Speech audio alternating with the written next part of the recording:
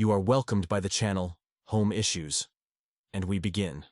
Janet had been a wonderful wife ever since we got married a few years ago. Our relationship was strong, and we shared a fulfilling life together. Up until now, she had never given me any reason to feel jealous or suspicious of her faithfulness. That's why I was surprised when she asked me to meet with the vice president of her company. 3 years ago, she started working at Revengelconsequences, and she quickly rose to the position of marketing manager in an international entertainment firm. As you can imagine, she meets all kinds of people and attends numerous events, conferences, consulting sessions, and marketing meetings. Some of their clients are well known, like the New York Knicks, the Chicago Bears, and the New England Patriots. Her energetic and cheerful personality, combined with her intelligence and professionalism, made her the perfect fit for the company. She often told me about her plans, successes, and daily work activities, and I was always happy to listen and proud of her accomplishments. She dreams of becoming the vice president of marketing and works hard to achieve that goal. Revengelconsequences is a British organization with offices around the world, and its manager, Ian Bowlesy, is the vice president of marketing. In his early 50s, he achieved success on his own. He has been married 3 times and has 9 children, 3 of whom are from his current wife. When Janet told me about her boss, I couldn't help but think it's good that he earns a high salary to support his relationships and divorces. One evening, Janet started talking about Ian, telling me about her day, but only in a professional context, nothing personal. She explained that he would be coming to the US for 2 months, which would give her a chance to show him how valuable she is to the company and make it clear that she is interested in advancing her career within the organization. That's my girl, driven and focused on her future. We had recently started talking about having children, and I asked her if a promotion would affect the timeline for growing our family. She said she wanted to secure her position in the company while Ian was here, and then let me know whether we should start a family or postpone our plans for a year. Either option worked for me, as we were still in our 20s and not in a rush to have kids. But we did want 2, a boy and a girl. We spent many evenings and hours choosing names and imagining which universities they would attend when they grew up. We were in love with each other and eagerly looked forward to raising our future children. A week after Ian arrived, I decided to drop by Janet's office to surprise her and invite her to lunch. When I walked into her office, I saw Ian and my wife standing way too close, and she was giggling and flirting. The moment I greeted them, she quickly stopped and moved away from him. Janet introduced me to Ian, and I swear, it was then that I saw a smug grin on his face. "Ian, this is my husband, Brian. Brian, this is Ian, the executive vice president from our corporate office. Remember, I told you he was here for a short time." Then I saw it again. He gave a self-satisfied smirk as he spoke. "Well, hello there. So you're the little husband. Nice to meet you. But you'll have to excuse me, I'm running late for a meeting," and he quickly left the office, avoiding any further conversation. I found his greeting incredibly rude, especially for someone in his position. "Janet, what the hell was that? And why were you clinging to him and giggling?" I wasn't in the mood for laughter, and I had an overwhelming urge to wipe that smug grin off his face, but he was gone before I could do anything. She could tell I was upset by how our introduction went and tried to calm me down. "Calm down, darling, it's just Ian. It was nothing more than some harmless flirting. Besides, he's old enough to be my father. Look, all the girls are crazy about him. He thinks of himself as a ladies' man with that charming British accent of his. He loves to flirt, but we all know he's just an overconfident fool. Still, he's the boss. Anyway, he's a family man, and you have nothing to worry about. It's just playful flirting with the girls. He calls it entertainment. Well, I don't like it. And the nerve of him to call me the little husband. Why are you flirting back with him? Oh, Brian, stop being jealous. Ian is the 3rd highest ranking person in the entire company, and I have to be polite to him. Like I said, he considers himself a ladies' man. That's just how British men are. Well, I don't like it. Calm down. He's leaving in 2 months. After that, there was tension at home for a few days, and Janet tried not to mention his name, or upset me any more than I already was. Then, on Wednesday evening, about a week after the meeting with Ian at the office, Janet started a casual conversation over dinner. "Darling, do you mind if I have dinner with Ian? You know, my boss from work. I tensed up a bit, as it took me a moment to fully grasp her question, and I responded with a question of my own. You mean something like a business meeting? Well, no. It's more like a one-time dinner before he heads back to London. I immediately felt a knot in my stomach, and my heart started beating faster. I sat in silence for a long moment before responding. I see. This is the same Ian who flirted with you and made fun of me in your office? The so-called family man, married, with 9 kids from 3 different wives? Well, yes. But he's turned out to be quite a pleasant person. He won't be staying here much longer, and I'll probably never see him again once he returns to London. So, I thought one dinner would be fine. Like I said, he's married and has children. There wouldn't be anything romantic, just a bit of fun. One night is all I'm asking for. It might even help my career. I mean, you're always traveling for work, and one night out shouldn't be such a big deal. All right, so it's not just dinner, it's a date, and you want to spend the entire night with him. Let me make this crystal clear, Janet. I will not, under any circumstances, let you go on date with another man while we're married. Do you understand? The very fact that you even want to be with another man is making me rethink our entire marriage. Seeing my reaction, she panicked. Oh God, no. You've got it all wrong. I love you and you're my husband. Ian is just a one-time thing and I'll be back the next day.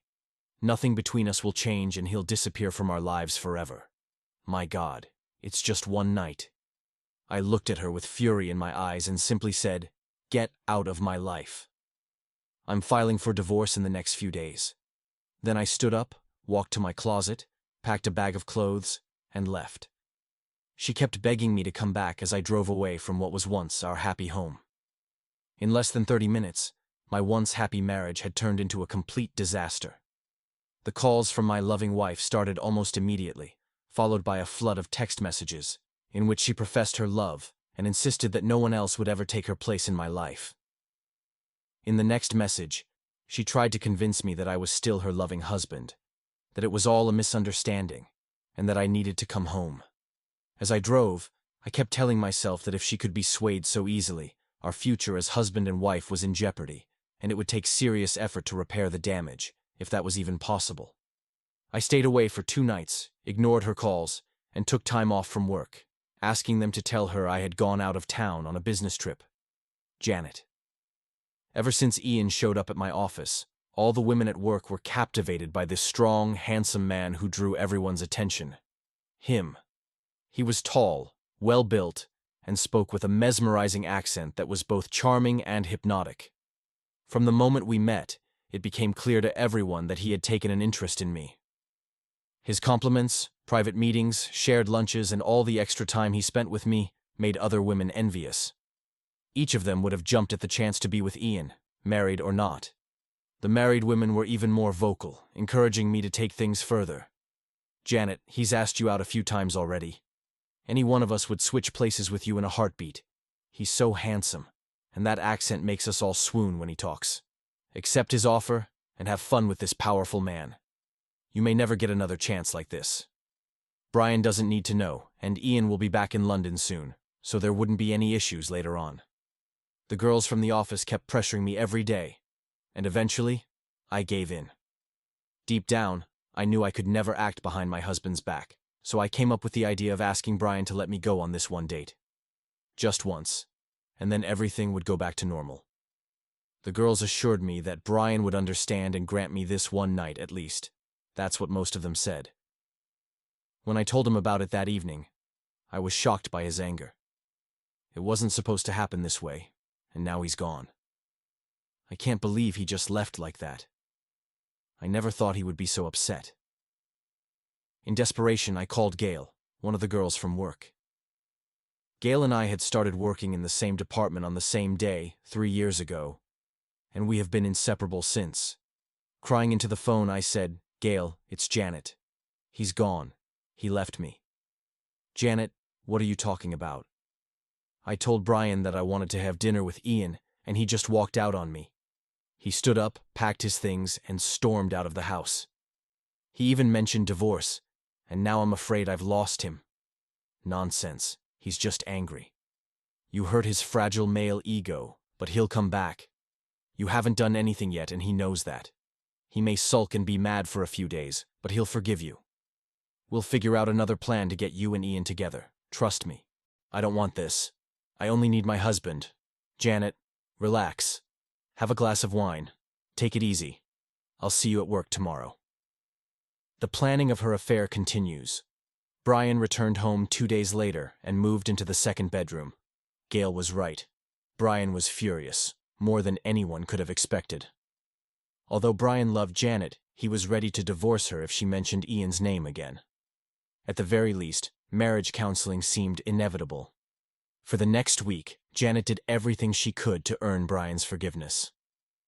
After a week of seeing his attractive wife but with no intimacy between them, Brian decided to suppress his anger. They had a passionate night together, and Brian eventually forgave Janet, but he gave her a firm warning. Next time, I won't come back. Janet narrowly avoided disaster and promised Brian she would never make such a mistake again. She shared the whole story with the girls at work, admitting that she almost lost her husband because of her foolish idea. However, the girls were undeterred and came up with a foolproof plan to bring Ian and Janet together. It became a group project, and the marketing team was determined to accomplish their goal of arranging a meeting between Ian and Janet before he returned to London. One of the women, Marcia, came up with an idea that the teen loved, taking their plan to the next level. Ladies, in 2 weeks we're having a year-end celebration dinner at the Hyatt Hotel. I know for sure that they're planning a nice dinner for the whole team with live music and dancing. This year, they want spouses to attend, and when I heard about it, I had a brainstorm. You know, my husband Clark is a sales representative for a pharmaceutical company that specializes in anesthesiology. His company developed a new formula of midazolam. For those of you who don't know what that is, I'll explain. Midazolam is a drug given to patients to calm them down before surgery. It knocks them out in seconds and causes short-term memory loss. From that moment on, they don't remember anything until they wake up. Currently, midazolam is administered intravenously, but the new product, S2-MID, comes in pill or liquid form. Well, Clark's hot new product is S2-MID, and he's selling it in large quantities. It works like magic, even better than the original formula. And how is this supposed to help us? Gail asked, as Janet listened with a puzzled look on her face. Gail, I'm glad you asked. Since these are Schedule II drugs, Clark keeps his samples locked up in his car. He makes sure they're secure and out of reach. However, sometimes he takes my little Mustang Cobra for a drive. When he's out, I can easily grab his keys, take a few pills or some liquid, and no one will ever know. Okay, Marcia, that's interesting, but what's your plan? Ladies, you're going to love this. At the party, when everyone's gathered, I'll pour myself a drink and pass it to Brian. From past encounters, I know he can't resist a glass of Crown Royal, so I'll casually hold 2 glasses in my hand and offer one to Brian when I see he's ready for a drink. The effect can take anywhere from 5 to 20 minutes, depending on how much he drinks, but he'll start feeling sleepy, dizzy, and eventually pass out on one of the chairs we'll guide him to. Then, we'll tell everyone that Brian isn't feeling well. Take him to your hotel room and put him to bed. He'll be out for at least 4 hours and most likely won't wake up until morning. Turning to Janet, Marcia continued. When we get him to his room, that will be your signal to go with Ian. Go to his room and spend a few hours with him. We'll cover for you here and tell everyone you went upstairs to be with Brian. After a few hours, you can return to your room, take a shower, freshen up, and then cuddle up with Brian as if nothing happened. Girls, I can't do this to Brian. You're asking me to drug my husband just to have a fling with Ian. Do you realize how crazy this sounds? Brian will kill me if he ever finds out we're even considering this. Sure, I know it would be exciting and might boost my chances for a promotion, but if Brian caught me, he'd divorce me. Yes, it sounds just about as crazy as you missing the chance with Ian. Come on, it's safe, and Brian will never find out. Ian will owe you, and your promotion will be guaranteed. The last thing Brian will remember is you asking him if he's okay and telling him you love him. And when he wakes up in your arms, you'll have wonderful memories of your night with Ian. And you better share all the details with us, sister. I don't know. This is crazy. Listen, give me some time to think. Things at home are better now, and Brian is no longer angry. I'll tell him about the party and see how he reacts. Janet makes her decision. Later, while in bed, Janet said, "Brian, in 2 weeks, we're having our annual dinner, and spouses are invited. You'll need to clean and press your tuxedo because it's a formal event. We haven't been out dancing in a while, and I think it will be fun." Janet, as much as I hate these events, I'll do it because I know it's important to you. That evening I showed my appreciation by being affectionate. We shared an intimate moment, and afterward, Brian was clearly happy and satisfied. That night, he fell asleep as a contented husband. However, my own desires began to surface, and suddenly, the idea of a one-time fling with Ian, something I had never considered before, started to take hold of my thoughts. That moment, I decided to move forward with the plan, and texted Marcia. "I'm in. Can you get the medication?" A minute later, a reply came. "Leave it to me." "No problem." Janet enjoyed her intimacy with Brian, but the thought of being with Ian excited her. The thrill of doing something that would only happen once and never again kept her on edge and constantly aroused. She wasn't sure if it was the allure of doing something forbidden or the idea of spending the night with her boss, but either way, she stuck to the plan. She promised herself it would only happen once, and Brian would never know. Nothing too serious, nothing truly wrong, right? Over the next week, Brian noticed that Janet was on her phone more often, texting her friends frequently. He knew the party was approaching, but he had a nagging feeling that something was off. A few nights later, while Janet was sound asleep, Brian took her phone, entered the password, their anniversary date, and opened her text messages. For the next hour, he read in horror about the plan for that night, including the drug, the timing for when to slip it into his drink, how long to wait, and how they planned to get the key to his room and put him to bed. He found out everything: who was supplying the drug, who would be spiking his drink, and worst of all, how Ian was involved and planning to take Janet to his room while Brian was unconscious. Then after Janet finished with Ian, she would leave his room and return to her hotel room, pretending everything was fine, while Brian was still unconscious, unaware that the drug was still in his system. That was all he needed to know. After uploading all the text messages to the cloud, he returned her phone and tried to sleep again. It wasn't easy. He was horrified to learn that the woman he loved had planned to drug him and betray him on the same night. This was war, and he was going to prepare. They would all pay for their betrayal. Brian continued to play the role of the loving husband, monitoring her messages and staying up to date with their plans until the day of the party. During that time, he called his Uncle Bob, his godfather, and a retired police officer. Brian explained what was happening, and together, they crafted their own plan. With the right timing and a bit of acting, they could outsmart the entire group of conspirators. Their secret team included Ellie Johnson, Uncle Bob's former partner in the police force. Ellie joined two of Brian's army buddies, Craig Marks and Jimmy Jones, to help with their plan. Ellie's role was to make sure Brian didn't consume any drug drinks at the party. Uncle Bob, Craig, and Jimmy would handle the tough work that was to come later that night. Brian recalls that work event. As I expected, Janet was wearing a very revealing dress with a deep neckline, black stockings with seams, and high heels.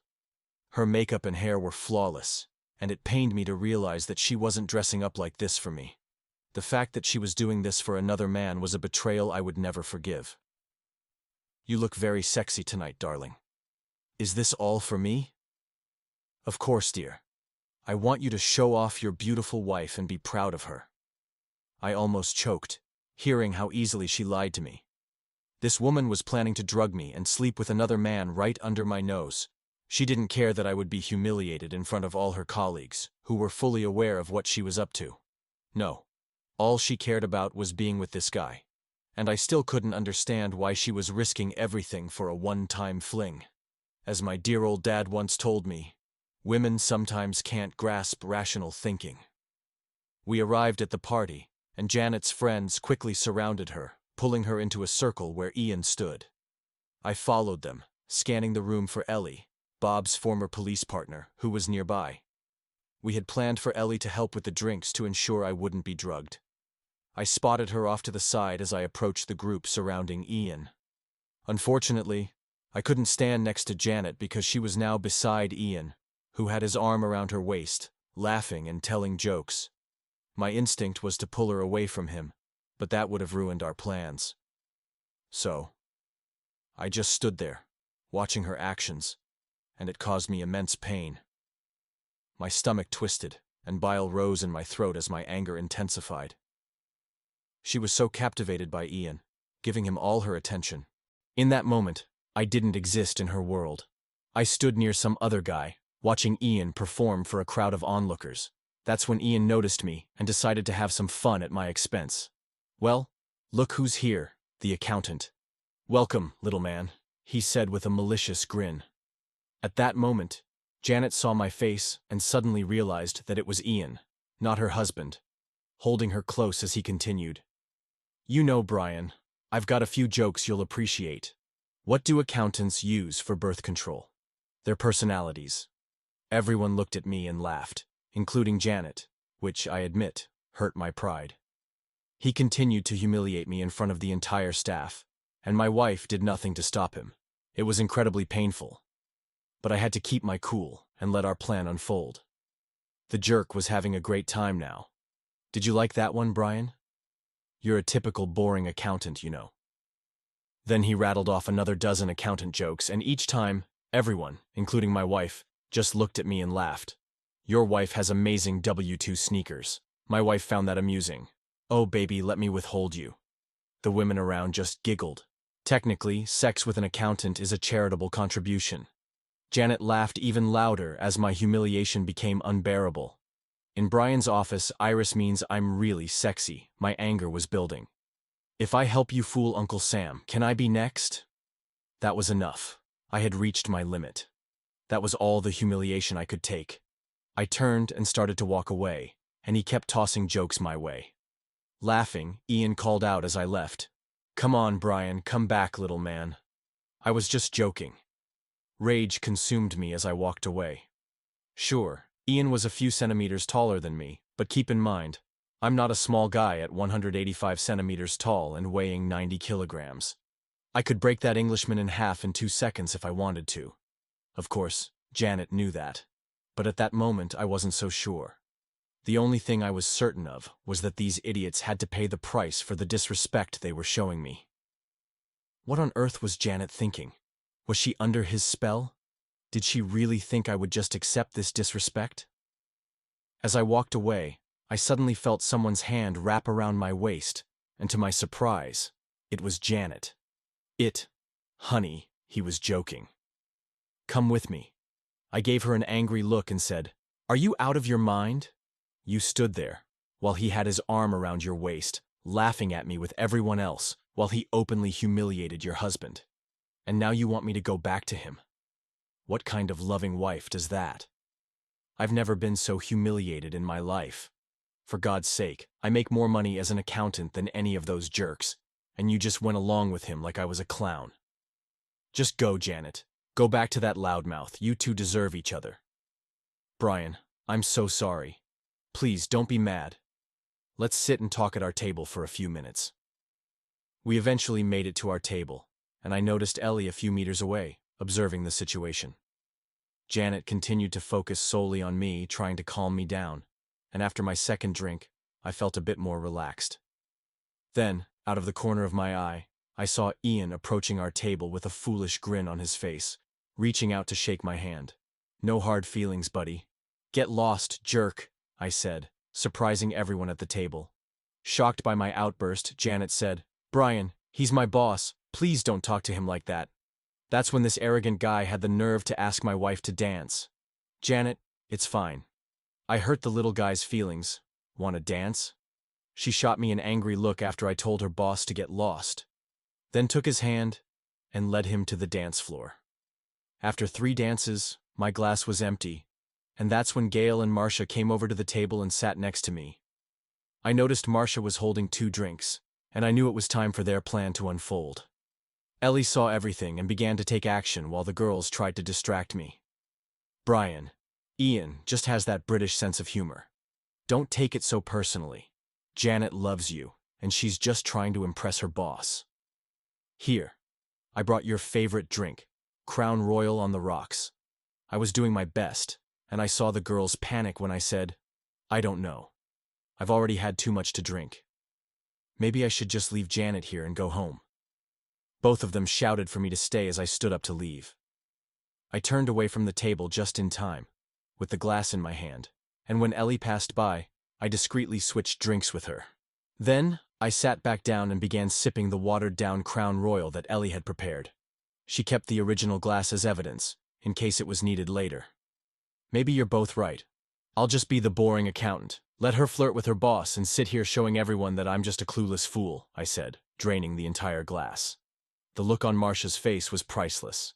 She hadn't expected me to drink the whole thing, let alone down it in one go. After I finished, the girls said they needed to return to their husbands. The show was about to begin, and I was left sitting at the table alone while Ian and Janet kept dancing. That evening, my acting skills were on point as I slumped in my chair, pretending to doze off. I continued to watch as my wife and her boss grew closer, shocked by how openly she flirted. After a while, I rested my head on the table and pretended to fall asleep. I soon heard the girls and Janet come over, trying to wake me. Janet leaned close to my ear and said, "Honey, are you okay?" "Brian, wake up, sweetheart." I opened my eyes and saw my beautiful wife, who was betraying me while still telling me she loved me. I closed my eyes, knowing exactly what was coming next. That's when Gail and Marcia lifted me up and escorted me out of the ballroom to my hotel room. Meanwhile, Ian and Janet slipped out through the side door while everyone was distracted by the scene I was playing. As we reached my hotel room, I heard my phone chime, signaling a text message, and I knew our plan was in motion. The girls laid me down on the bed and began to undress me. I smiled to myself, hearing their audible gasp when they saw me. Gail, in particular, was surprised and said, "Wow, Janet never mentioned that he was this well endowed. I don't think Ian compares to Brian. If he leaves Janet, I wouldn't mind a chance to see what that's like. I can't believe Janet would cheat on him, but I guess we're all involved in this somehow." "Shut up, Gail. Let's get out of here." Once the door closed, I got up, laughed at their comments, got dressed, and checked my phone. The text message read, "Room 1722 at 10:45. I had 15 minutes to get to the room and meet up with Bob, Jimmy, and Craig. I went to the bathroom, washed up, grabbed my brass knuckles, and headed for the door. At 10:45, the four of us were standing outside room 1722, just 30 minutes after the cheating couple had entered the room. Uncle Bob's job was to get us into the room and then leave. We didn't want him involved in what was about to happen next. Bob knocked loudly on the door. Knock, knock, knock. Ian's voice came from behind the door. "Who is it?" "This is Sergeant Connor from the NYPD. Please open the door. We have an emergency." Uncle Bob held up his old badge to the peephole, and we heard the door open about 6 inches. Bob turned and left, having no idea what was about to happen next, just as we wanted. My army buddies Jimmy and Craig burst into the room, grabbed the naked Ian by the arms, and pinned him against the wall. I walked in with my phone, recording the scene, my naked wife, Janet, on the bed, and my sworn enemy, Ian, up against the wall. The look of shock on Janet's face when she realized I was awake and standing before her was pure terror. I was the last person she expected to see before morning. My face must have been twisted with rage, judging by her expression when I spoke. "You cheated on me for this?" I said, pointing to her lover's unimpressive physique. "You destroyed our marriage for this loser. You drugged me and lied to me. You really messed up, Janet. Both of you chose the wrong guy to betray." Then I turned to Ian. I smiled as I saw the fear in his eyes, clearly focused on the brass knuckles I was wearing as my friends held him in place. "What's wrong, Ian?" No snarky comments or one of your stupid grins. There was no response from the big guy, just a plea for forgiveness. As soon as the first, "sorry," slipped from his lips, I beat him until he was unconscious. I didn't intend to cause any lasting damage, but my final punch shattered his large nose.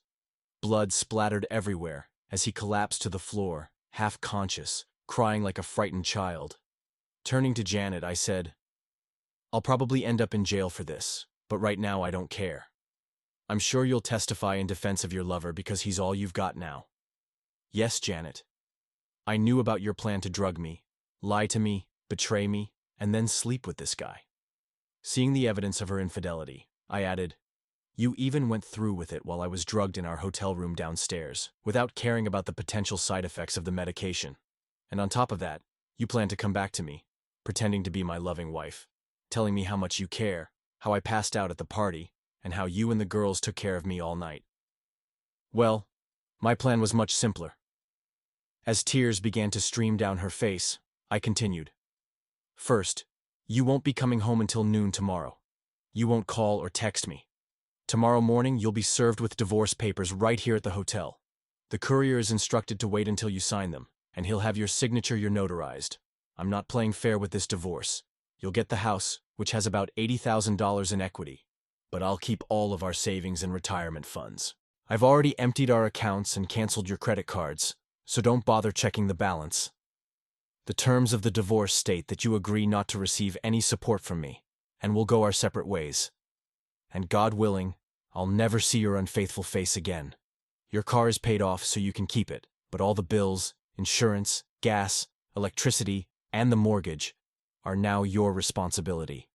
Good luck with that.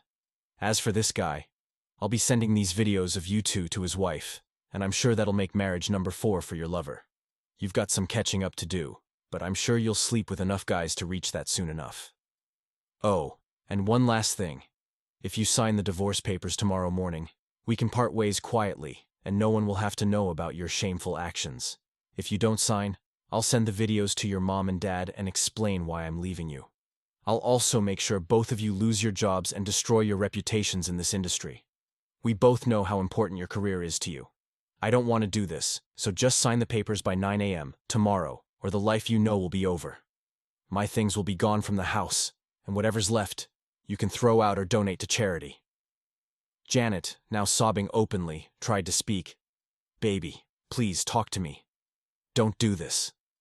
You know I just wanted to be with him once. I don't love him and don't want him. It was just supposed to be for fun and to help with my promotion. He was going back to London next week and I'd never see him again. Why couldn't you understand? I didn't want to endure any more humiliation and simply ignored her ridiculous words. I told Craig and Jimmy to head home, guys. You can leave. You were never here. I'll take full responsibility if anything happens. After they left, I looked at my wife and quietly said, Janet, I loved you, but what you did is unforgivable. You knew how I felt when you first brought this up, but you decided to go behind my back and do it anyway. You involved others in your scheme, conspired against me, humiliated me, and even drugged me. You essentially kidnapped me to be with that loser. Well, you almost got away with it. Please, Brian, you can't divorce me. You know I love you and don't want anyone else. Baby, give me a chance to prove it to you. This meant nothing to me. It was supposed to happen just once. He's nothing compared to you. And now I realize how foolish I was. Please, sweetheart, don't do this. Janet, this would be funny if it weren't so absurd. You're lying naked in Ian's bed, and his mess is still on you. Yet you're telling me you love me and we can't get divorced. You know, this video will be something interesting to watch later. You're nothing but a corporate fling now. I'll never touch you again because you're spoiled goods. In fact, after tonight, I don't plan to ever see you again. After an awkward silence, Brian continued. Janet, the time for talking is over. When you conspired with your coworkers to drug me and cheat on me, you destroyed our marriage and everything we worked for. Do you remember the children we were planning for all these years? Emily and Jason. Well, because of you, they'll never be born. Our life together is now nothing but a sad memory. So, Janet, tell me, was that fling with this guy worth it? I hope so, because you threw away our future for this small-time loser. Great job. You can have him now, because this is the last time we'll ever be together. Brian walked out of the room as she collapsed onto the bed. Everything she had planned had gone up in flames. Her cunning scheme failed, and her selfish one-time act led to painful consequences, leaving her without the man she truly loved. And she did love Brian. Sobbing into her pillow, she couldn't comprehend why she had let this happen. She began screaming, not addressing anyone in particular, delirious and devastated. When Ian, lying on the floor, regained consciousness, Janet shouted, "But Brian," the girl said, "you would forgive me because you love me, and it would only be once. It was just sex, for God's sake, just sex with Ian. Can't you understand and forgive me? I'll make it up to you and I'll never do this again. Please don't leave me. Please. I love you." But Brian was already gone. The damage was done, and now she had to think about a future without the man she claimed to love. Gail, Marcia, Ian, and Janet were all arrested and charged with various serious crimes, including conspiracy, kidnapping, drug possession, and assault with the use of drugs. Gail was sentenced to 2 years in prison for conspiracy. Marcia received 10 years for conspiracy, possession, and assault, while Ian was given 2 years for conspiracy. The kidnapping charges were dropped. Janet was also sentenced to 2 years for conspiracy. Naturally, Janet, Marcia, and Gail lost their jobs, and their criminal records destroyed their careers. After being released from prison, the women were forced to take jobs that they had once considered beneath them and their sense of dignity. Marcia's husband, Clark, lost his job due to the scandal and was unable to find a similar position. Brian. His career was derailed by his wife's desire to carry out her fantasies with Janet's help. He divorced Marcia while she was serving her sentence. Gail's husband also divorced her, and she lost the love of her 2 children, who never visited her. During this fiasco, Ian pressed charges against Brian for assault and a serious nose fracture. However, after the jury heard the full case, Brian was found not guilty. Ian's wife divorced him, and he lost his job due to the criminal charges and allegations of sexual harassment in the workplace. Janet tried to sue Ian for sexual harassment in civil court, but by the time she was released from prison, Ian was divorced and penniless. After his release from prison, Ian received no severance pay or references from his company. The last anyone heard of Ian, he was broke, without job prospects, and on probation for the next 5 years. The luxurious lifestyle and freedom he once enjoyed were taken from him overnight, all because of his arrogance and inflated ego. Now, this once prominent man had been humbled and reduced in stature. Brian moved on and, true to his word, never saw Janet again. 5 years later, he remarried, this time to Gloria, a woman even more beautiful than Janet. Gloria was intelligent and loyal, promising never to betray Brian. However, once burned, twice shy, Brian insisted on a prenuptial agreement before they married, despite her promises of fidelity. After everything he had been through, it was hard for Brian to trust any woman. Now, at 31, Brian was happily married, and the couple was expecting their second child. Janet, on the other hand, never recovered from losing Brian, the man she loved and never wanted to lose. Her depression lingered, and one night, as she lay in bed alone, something that had become the norm for her, she scrolled through Brian's social media page, just as she did every night since the divorce. Janet sobbed as she saw the latest picture of Brian's son, Jason, and his newborn daughter, Emily. She realized that Brian had built the family she had thrown away, all because of one selfish betrayal. Janet never remarried and could never forgive herself for her foolish, selfish act. They regret not what they did, but that you found out. Thank you for listening until the end, till the